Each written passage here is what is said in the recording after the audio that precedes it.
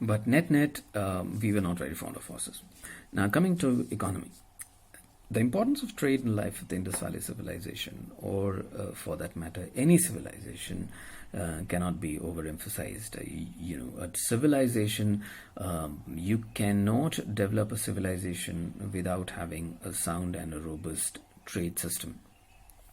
Okay, and so that is why, and a sound trade system would need a uniform weight, measure, those kind of things.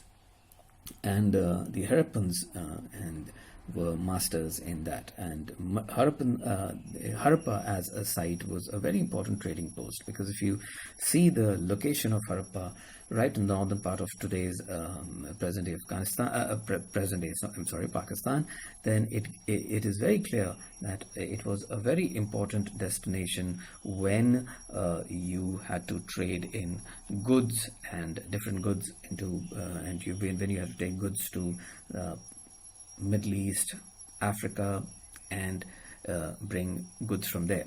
So Harappa was a very important trading center. Yes, metal money was not used, and barter was very much in prevalence, though some coins have definitely been found, which we would discuss later in the chapter. Yes, one also very important thing, that when we talk about, if you look at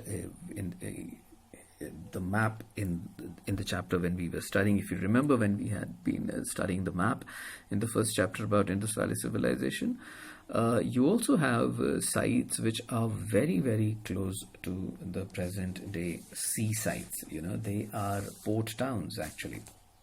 They are not in the middle like things like, Lothal is of course a port town. Then Nageshwar in present-day Gujarat is there. Lothal is also in Gujarat, present-day Gujarat. Then, then there is one which I am kind of missing out. Surkat and Dor. It is, of course, slightly towards the Iran side, but that is also again in the Arabian Sea. So it clearly gives you an idea about that. Yes, trading was not just happening through the land route, but it was, of course, also happening through the sea routes. Maybe the boats were not as sophisticated and large, but then definitely trading was having through those sea routes as well. Okay, now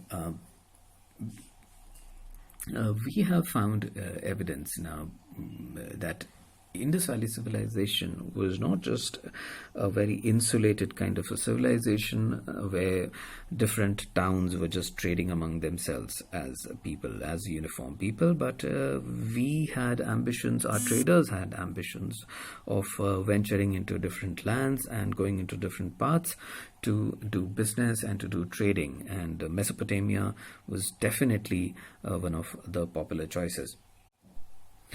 And it was not just that the Indus Valley people were fond of trading in cloth and trading in the items of the regular use, but they were very fond of fashionable items, as we had studied in the first chapter, when Afghanistan being a popular destination for the stones like the semi-precious, rather stones like lapis lazuli, where which we speculate that the rich class of Indus Valley civilization, they were very fond of making ornaments made of those precious and semi-precious stones. Now, coming to crafts. When it comes to craft, you have to understand the Harappans are very well acquainted with the manufacturing and use of bronze. And as we had studied in class, and we had discussed in detail in class rather, that bronze happens to be an advanced form of metallurgy, whereby you have copper, then you have tin, then you add certain metals actually to make it a bronze. It's not an easy stuff. In fact, if a civilization is able to manufacture